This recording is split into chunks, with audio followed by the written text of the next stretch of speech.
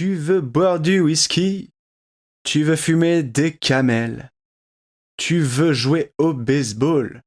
Ok, napolitain, tu veux faire l'américain? Tu veux faire l'américain? Je pense qu'il faut pas politiser le sport. Excusez-nous d'avoir quelque peu vilipendé sur des sujets qui ne nous regardent pas. Il y a toujours eu des relations très étroites entre le sport et la politique. De toute façon, c'est pas grave puisque les spectateurs ne nous regardent pas.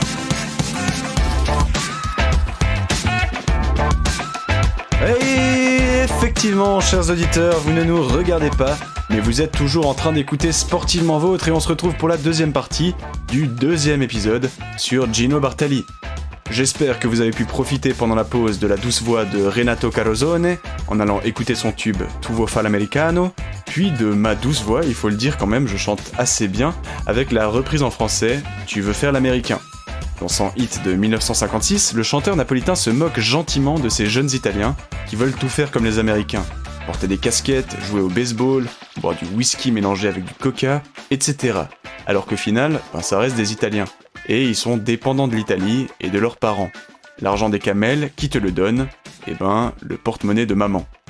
Cette chanson entraînante et humoristique, elle s'avère aussi pleine de finesse, mettant en lumière les enjeux et clivages de l'après-guerre italien. On l'a dit, l'Italie est désormais une république.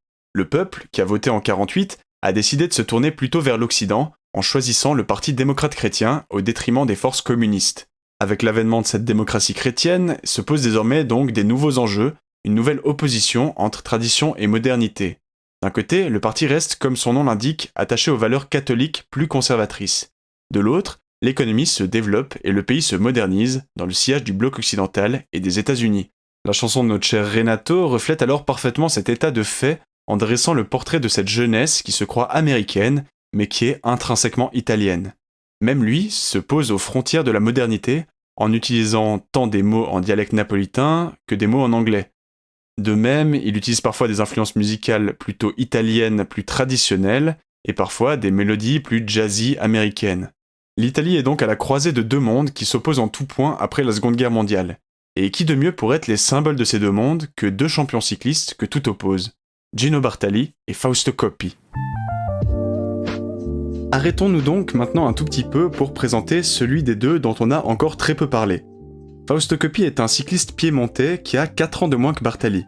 Il commence à faire parler de lui au début de la guerre, au moment où les compétitions professionnelles ont encore lieu.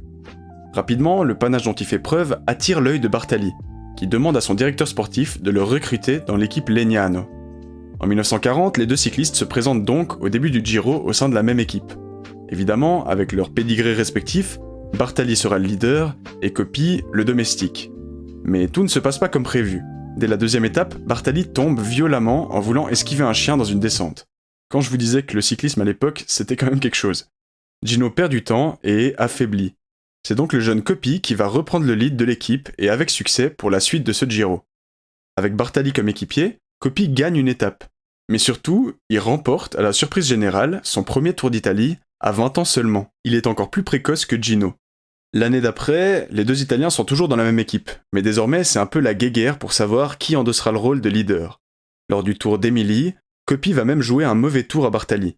Il demande à s'échapper, à partir devant pour faire mal aux équipes adverses en gros.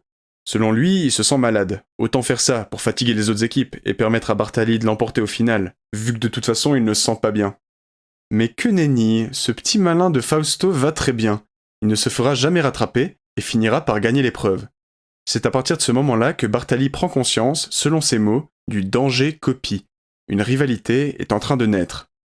Alors elle va pas naître pendant très longtemps parce qu'on va pas revenir dessus, mais en gros pendant la guerre, il n'y a pas une immense rivalité, étant donné qu'il n'y a pas de course.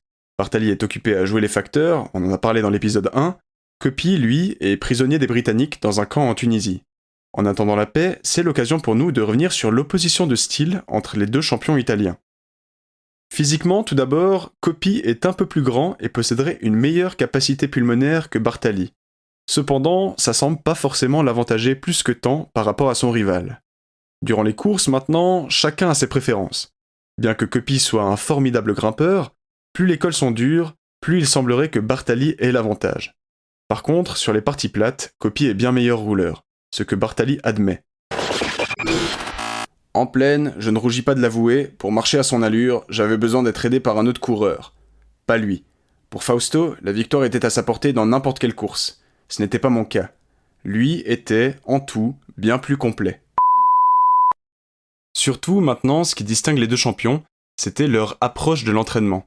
Là où Bartali s'entraîne un peu à l'ancienne, il enchaîne des longs efforts, fume une cigarette par jour et prie le Seigneur pour gagner, Coppi, lui, développe une approche beaucoup plus scientifique. C'est un pionnier du cyclisme moderne.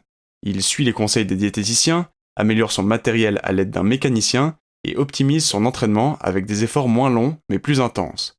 Aussi, quand ça suffit pas, il prend des amphétamines, faisant aussi de lui un pionnier en matière de dopage dans le cyclisme. Mais bon, à l'époque, on ne connaît pas encore trop les conséquences néfastes de ces produits, et c'est donc pas interdit. Alors pourquoi pas? C'est pas de la triche en tout cas. Et tout ça, ça fait qu'il prend quand même régulièrement le dessus sur son grand rival Bartali, que ça commence à agacer un petit peu. On l'a dit, il a de plus en plus peur du danger Coppi. Alors il commence à l'observer, à enquêter sur son adversaire. Il va dans les mêmes hôtels que lui, aurait même déjà fouillé sa chambre pour percer tous les mystères de la réussite de Coppi. En course aussi, il ne le lâche pas du regard. Je l'étudiais, le regardais, le scrutais, le passais au crible. Longtemps, sans me lasser, avec la volonté forcenée de trouver quelque chose. Tandis que nous roulions dans le peloton, mes yeux, irrésistiblement attirés par ses mollets, ne pouvaient s'en détacher, guettant le moindre indice de ce qui pouvait révéler une faiblesse. Et puis, un jour, ma ténacité reçut sa récompense. Dans le creux de son genou droit, une veine se gonflait et apparaissait sur 5 à 6 cm dès que le prenait la toxémie musculaire à laquelle est soumis tout coureur pendant l'effort. À ce moment, Fausto devenait vulnérable et sa plastique s'altérait. Bartali dira d'ailleurs avoir pris avantage de cette faille de Coppi. Il plaçait un de ses coéquipiers derrière Coppi, et celui-ci lui disait quand attaquer en lui criant « La veine! La veine !» À nouveau, est-ce que ces dires de Bartali sont vrais? Je sais pas, mais ça montre bien la rivalité féroce entre les deux coureurs. Voilà, donc après avoir analysé les différences qui les opposaient, on retrouve nos deux compères après la guerre. Comme Bartali, Coppi participe symboliquement à la reconstruction de l'Italie. Il est aussi partie prenante de certaines courses mythiques, comme celle de Trieste en 1946, qui est une affirmation du territoire italien dont on a parlé juste avant. Aussi, il permet à l'Italie de briller internationalement grâce à ses nombreuses victoires. Les deux hommes sont au sommet du cyclisme, au sommet de l'Italie. À partir de ce moment, on ne parle jamais de Bartali sans parler de Coppi, et inversement. De plus, ils ne sont plus équipiers désormais. Fausto Coppi court pour l'équipe Bianchi, l'adversaire principal de Legnano. La rivalité sportive entre les deux coureurs est donc à son paroxysme. Au Giro 47, Bartali est au top. Il est premier du classement général jusqu'à la 16e étape, durant laquelle Coppi lui fausse compagnie et lui pique le maillot rose, qu'il gardera jusqu'à l'arrivée à Milan, avec seulement 1 minute d'avance. L'année d'après, on en a déjà parlé, c'est Bartali qui s'illustre en gagnant son deuxième Tour de France en 48, 10 ans après le premier. Il y a une très forte rivalité cette année-là, et ce qui est marrant, c'est que lors des championnats du monde de la même année, les deux Italiens sont dans la même équipe nationale, évidemment, et cela va faire des étincelles. Et c'est là le moment de plus grande tension, de la plus grande rivalité entre Coppi et Bartali, les championnats du monde de Valkenburg en 48. Tous les deux se marquent pendant la course puis décident d'abandonner avant la ligne d'arrivée, divisés par leur rivalité. Coppi racontera que Bartali était tellement fou qu'il l'a suivi jusqu'à son hôtel pour voir s'il abandonnait vraiment ou s'il faisait semblant.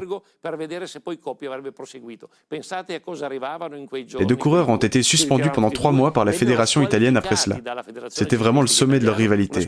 Au final, Bartali ne deviendra jamais champion du monde. Au lieu de collaborer pour donner la victoire à l'Italie, les deux champions se marquent. Chacun essaie de se mettre dans la roue de l'autre pour éviter que son adversaire gagne.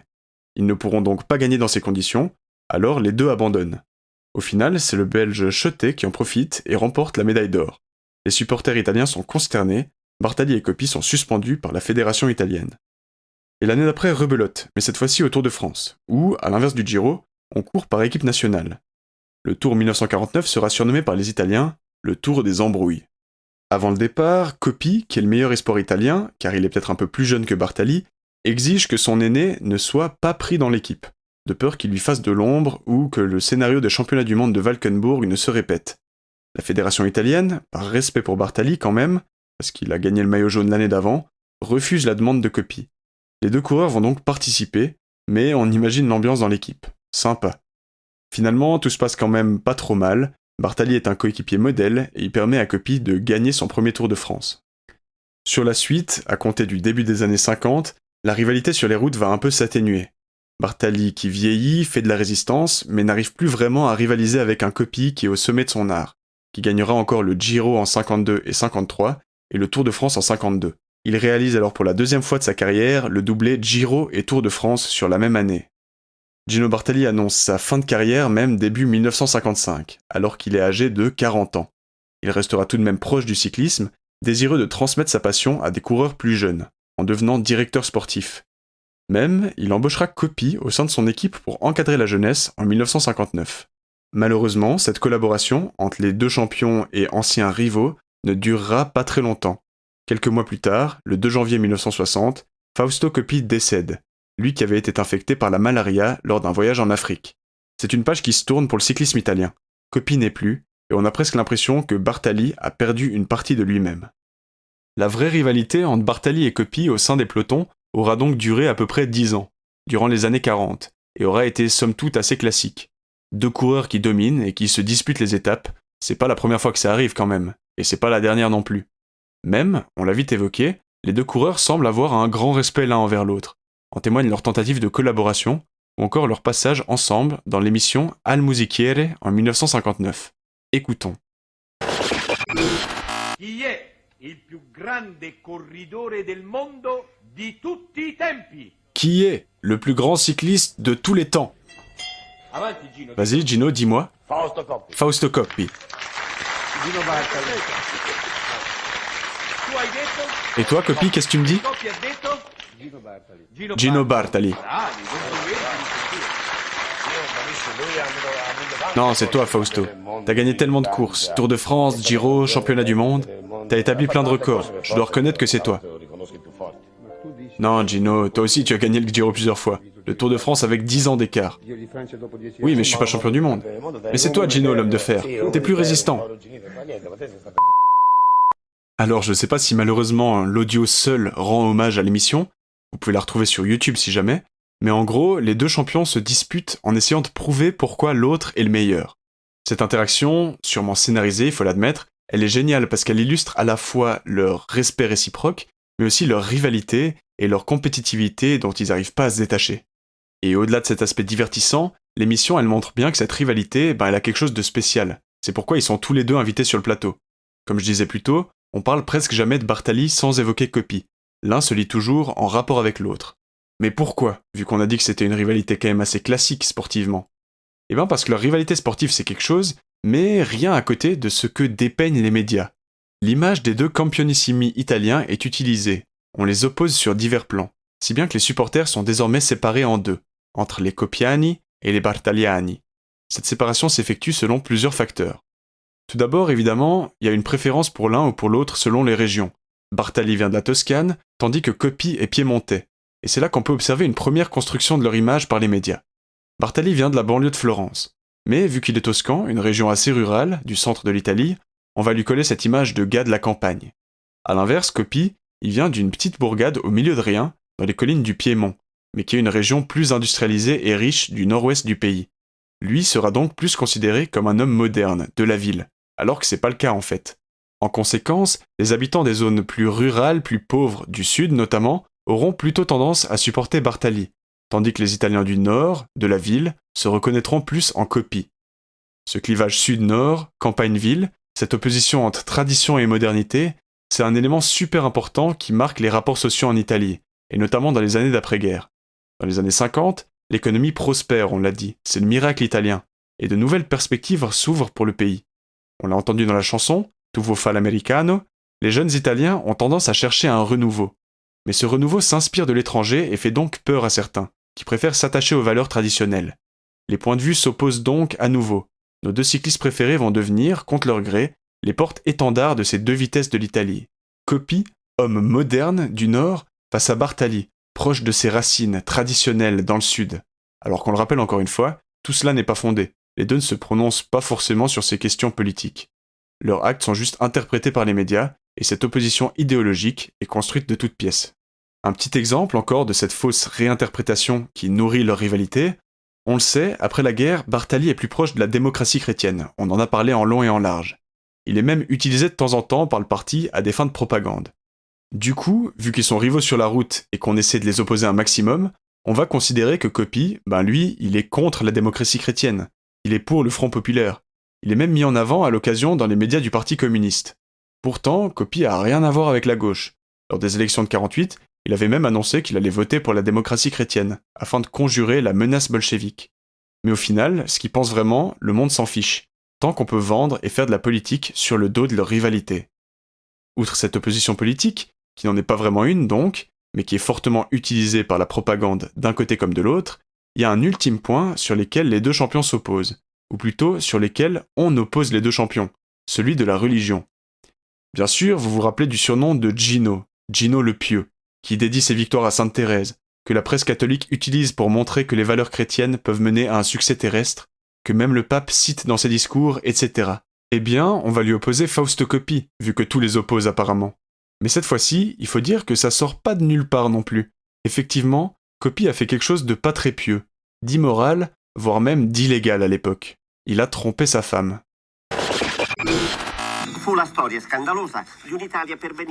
Ce fut l'histoire scandaleuse d'une Italie bien pensante qui exigeait que les échappées sentimentales et les péchés de chair se consomment en secret. Ce fut l'histoire d'un grand amour que la presse people et même les journaux spécialisés ont voulu transformer en affaire sordide. La Dame Blanche. C'est ainsi que fut surnommée Giulia Occhini, avec une intention clairement ironique. À cause de la couleur de sa tenue, quand à Lugano, en août 53, Coppi remporta le championnat du monde de cyclisme. Et aux côtés de Coppi, sur le podium, apparut une belle dame distinguée, vêtue de blanc. Dans un environnement hypocritement moralisateur et misogyne, comme l'était alors le monde du sport, l'amour de Coppi pour une femme mariée fut très mal vu. Coppi en souffrait beaucoup. Il lui était plus difficile de faire accepter son histoire d'amour que de gagner des courses. En fait, cette histoire intime marqua une nouvelle distance entre lui et son milieu. Coppi, si discret, si bien élevé, un gentleman réservé parmi des cyclistes bruyants, rustres et tapageurs. On construisit même autour de cela une nouvelle opposition à Bartali, son grand et unique rival. Chez Bartali, catholique franciscain, tout tournait vers l'église et la sacristie. Fausto Coppi, lui, avait péché. Fausto Coppi et Giulia Occhini, l'histoire d'un grand amour mais interdit par l'Italie. Les deux seront condamnés à de la prison avec sursis. Mais surtout, leur relation sera condamnée par la presse, qui surnommera Giulia la Dame Blanche. À l'image de Tiger Woods, pour ceux qui n'ont pas encore écouté le podcast sur le champion de golf d'ailleurs, je vous encourage à le faire, Fausto Coppi perd son image de héros aux yeux du grand public pour une histoire privée. Seuls les Italiens les plus libéraux et les moins religieux lui pardonnent. Cela augmente encore la polarisation entre Bartali et lui. La démocratie chrétienne ne se gêne d'ailleurs pas pour reprendre politiquement cette affaire privée et discréditer Fausto Coppi ainsi que toute la frange moderniste de la population. Coppi se verra même retirer son passeport italien. A l'inverse, on vante Bartali dans les journaux. Je cite. « Le secret de sa longévité trouve sa source dans la pureté patriarcale de sa vie. C'est un mari, un père exemplaire que ni les triomphes ni l'argent n'ont transformé. Il n'a pas changé. Il est resté l'artisan, le travailleur toscan attaché à sa terre. » Voilà, j'espère que vous commencez à comprendre cette rivalité construite entre les deux campionissimi, Fausto Coppi et Gino Bartali. Celle-ci est tellement marquante que je pouvais pas l'éviter en faisant ces épisodes sur Bartali. Il y a effectivement eu une rivalité à coups de pédale, bien sûr, comme on a pu l'illustrer, quand ils étaient adversaires sur les routes, comme quand ils étaient équipiers d'ailleurs, mais surtout, leur rivalité s'est construite dans les journaux, les deux cyclistes représentant des clivages d'une Italie en quête d'identité après la Seconde Guerre mondiale. En fait, c'est même un peu la vie tout entière de Gino Bartali qui se reflète dans cette rivalité. Un champion discret, qui s'exprime pas forcément sur les sujets sensibles, mais à qui on a essayé de coller plein d'étiquettes. Gino le fasciste, l'antifasciste, le pieux, le juste, l'artisan, etc. Des étiquettes plus ou moins proches de la réalité, peu importe, mais qui illustrent bien à quel point le sport a un impact sur d'autres sphères, politiques, religieuses, sociales, à quel point le sport est un enjeu symbolique important. Plus encore qu'une illustration de l'instrumentalisation du sport, la vie de Bartali, c'est le reflet d'une époque et d'un pays. Gino Bartali, c'est l'Italie. Il est une sorte de mythe, de légende, que les Italiens vénèrent, auquel ils attribuent parfois même des histoires miraculeuses. Inconsciemment, il est l'un des éléments de la construction de l'identité nationale italienne, un véritable symbole de la patrie. Gino Bartali, c'est les Italiens, du moins une partie d'entre eux, besogneux, courageux, le regard triste mais victorieux. C'est la vieille Italie, guidée par Dieu, rien que par Dieu. Puis son déclin sportif dans les années 50 coïncide avec une sorte de renouveau pour le pays. L'Italie s'ouvre au monde, devient une place forte de l'économie. La bicyclette est remplacée ainsi par la Vespa, les mœurs deviennent plus légères, etc. À mesure que Gino s'efface, le pays change totalement. Mais on ne l'oublie pas, car les histoires, elles, restent. Et des cols français aux plaines de Toscane, des monastères aux plateaux de télévision, on en aura écrit des histoires sur Gino et son vélo. Certaines vraies, d'autres inventées, on ne sait pas. Ce qui est sûr, c'est que Gino Bartali aura marqué l'histoire. Chers auditeurs, merci infiniment d'avoir écouté ce ou ces podcasts de Sportivement Vôtre consacrés à Gino Bartali. J'espère que ceux-ci vous ont intéressé, au moins autant que j'ai eu du plaisir à les faire. Pour l'instant, il s'agit du sujet le plus développé sur la chaîne, avec environ en tout peut-être 1h30 qui ont été consacrés aux cyclistes italiens. N'hésitez donc pas à me dire ce que vous en avez pensé, si le format en 2 ou 4 épisodes ne vous a pas trop dérangé. La chaîne est encore assez jeune et tous les retours sont donc les bienvenus s'ils peuvent me permettre de m'améliorer. Et vu que la chaîne est jeune aussi, les abonnements, les partages, le bouche à oreille sont aussi les bienvenus. Je suis sûr qu'il y a bien un ou deux de vos amis qui aimeraient bien entendre l'histoire de Gino Bartali. Quant à nous, on s'arrête pas, les prochains épisodes arrivent très vite, je me réjouis, sportivement vôtre, ciao.